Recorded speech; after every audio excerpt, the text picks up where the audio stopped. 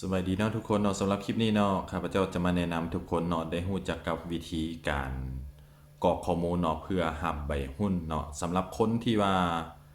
ได้ซื้อซ่องโอโหสุดคุ้มเนาะในกลุ่มที่2แล้วก็กลุ่มที่3เนาะซึ่งว่าเพิ่นจะให้เฮาเนาะกรอกหับใบหุ้นเนาะในงานที่จะจัดขึ้นอยู่อุดรเนาะวันที่12ที่วันที่12ตุลาที่จะถึงนี้เนาะ เพราะฉะนั้นแล้วเรามาเบิ่งวิธีการกรอกใบหุ้นกันเลยเนาะการกรอกเพื่อรับใบหุ้นเนาะว่ามีวิธีแล้วก็ขั้นตอนกันจังได๋เนาะโอเคเนาะไปรับไปเบิ่งกันเลยเนาะทุกคนเนาะในหน้าต่างของระบบเนาะทุกคนเนาะหน้าต่างของระบบสำหรับคนที่ว่าได้ซื้อซ่องโอ้โหสุดคุ้มเท่านั้นเนาะจึงสิปรากฏปุ่มตัวนี้ขึ้นมาเนาะซึ่งว่าเป็นปุ่มแดงๆเนาะที่มีเนาะสำหรับผู้ใดเนาะที่ว่าบ่ได้ซื้อซ่องโอโหสุดคุ้มเนาะในกลุ่มที่2แล้วก็กลุ่มที่3เนาะจะบ่ปรากฏปุ่มนี้ขึ้นมาเนาะอยู่ในหน้าต่างของระบบของตัวเองเนาะปุ่มนี้มันจะปรากฏเฉพาะคนที่ว่าได้ซื้อเท่านั้นเนาะด่วนขอรับใบหุ้นสมาชิกซื้อซ่องโอโหสุดคุ้มกลุ่มที่2แล้วก็กลุ่มที่3เนาะเดี๋ยวเฮากดเข้าไปเบิ่งเลยเนาะทุกคนเนาะเข้าไปป้อนข้อมูลเลยเนาะหลังจากเข้ามาในหน้านี้เนาะเบิ่งข้อมูลเนาะเดี๋ยวอ่านให้ฟังเนาะลงทะเบียนรับใบหุ้นซ่องโอโหสุดคุ้มในราคา 59,500 บาทกลุ่มที่2แล้วก็กลุ่มที่3เนาะเฉพาะผู้ซื้อซ่องโอโหสุดคุ้ม 59,500เนาะกลุ่มที่2และกลุ่มที่3ก่อนเท่านั้นเนาะเพราะว่าสำหรับคนที่ว่าซื้อ Lead Ad เนาะเป็นรอบต่อไปเนาะเพราะเพิ่นจะทยอยออกเป็นแต่ละอย่างไปเนาะเพราะว่ามันเนื่องจากว่าคนจำนวนหลายเนาะบ่ทันเนาะส่วนรอบนี้เนาะเป็นรอบที่ว่าเปิดโอกาสให้กับกลุ่มที่2แล้วก็กลุ่มที่3เนาะที่ว่าได้ซื้อซ่องโอ้โหสุดคุ้มได้มีโอกาสได้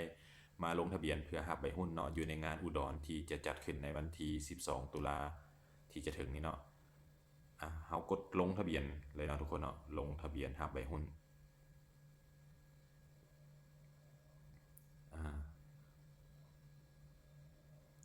หมายเหตุสำหรับผู้ที่สำหรับผู้ซื้อซ่องสุดคุ้มกลุ่มที่1ที่ตกค้างการออกใบหุ้นรอบที่แล้วเนาะกรุณาลงทะเบียนอีกครั้งใน2-3วันลงทะเบียนอีกครั้งในอีก2-3วันเด้อเนาะสำหรับคนที่ว่าเป็นกลุ่มที่1เนาะที่ว่าได้ลงทะเบียนไปแล้วนะแต่ว่ามันยังตกค้างอยู่เนาะเพิ่นจะเปิดให้ลงทะเบียนอีกครั้งใน2-3วันนี้จะเริ่มเลยเนาะถ้าพี่เนาะชื่อและนามสกุลนี่นะเนาะชื่อและนามสกุลเนาะให้เฮาเลือกคำนำหน้าเนาะมิสเตอร์บ่หรือว่าผู้หญิงที่แต่งงานแล้วกับผู้หญิงที่ยังบ่ทันแต่งงานเนาะให้เฮาเลือกเนาะอันนี้คือผู้หญิงที่แต่งงานแล้วอันนี้ผู้สาวเนาะบ่ทันแต่งงานเนาะเขาจะเลือกมิสเตอร์เนาะแล้วก็ใส่ชื่อตัวเองเนาะเลือกวันเดือนปีเกิดเนาะตัวต่อมาเป็นวันเดือนปีเกิดเนาะและตัวต่อมาเนาะให้ใส่เลขบัตรประจำตัวประชาชนหรือหนังสือผ่านแดนเป็นพาสปอร์ตหรือว่าเลขที่สมโนครัวแล้วตัวมาเนาะเอาใส่ที่อยู่ตามบัตรประชาชนเนาะข้าพเจ้าใส่เวียงจันทน์เนาะแล้วเลื่อนลงมาเนาะตัวต่อมาเป็นอีเมลเนาะแล้วก็เบอร์โทรเนาะเท่านี้เนาะข้อมูลทั้งหมดหลักๆแล้วก็มีประมาณนี้เนาะบ่ได้มีอย่างหลายเนาะที่สำคัญที่สุดก็คือชื่อและนามสกุลของเฮาเนาะที่ว่าพิมพ์เป็นภาษาอังกฤษเนาะต้องพิมพ์ให้ถูกเนาะเฮาเบิ่งตามปึ้มบัญชีธนาคารของเฮาก็ได้เนาะเอาตัวนั้นเป็นหลักเนาะเอาตัวนั้นมาอ้างอิงเนาะเพื่อให้มันคือกันหั่นแหละเนาะบ่อยากให้เฮาพิมพ์อยู่นี่แล้วออกใบหุ้นมาแนวหนึ่งเนาะบ่ตรงกันกับบัญชีธนาคารนั่นน่ะเนาะแล้วตัวสุดท้ายเนาะให้เฮามาเลือกเนาะคันจะไปรับอยู่งานอุดรก็ให้มาเลือกตัวนี้เนาะหรือจะให้เพิ่นหรือจะไปรับอยู่บริษัทหรือว่าจะให้เพิ่นจัดส่งตามหลังก็ให้มาเลือกตัวนี้เนาะแต่ว่าข้าพเจ้าจะไปรับอยู่งานอุดรที่จะจัดขึ้นในวันที่12ตุลาเนี่ยเพราะฉะนั้นแล้วข้าพเจ้ามาเลือกตัวนี้หลังจากนั้นก็กดบันทึกข้อมูลเลย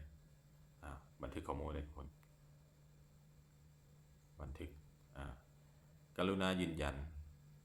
คุณต้องการยืนยันการลงทะเบียนเพื่อรับใบหุ้นยืนยันเนาะเรียบร้อยนะทุกคนคุณได้ลงทะเบียนการรับใบหุ้นแล้วกรุณา รอเจ้าหน้าที่ดำเนินการตรวจสอบข้อมูลเนาะ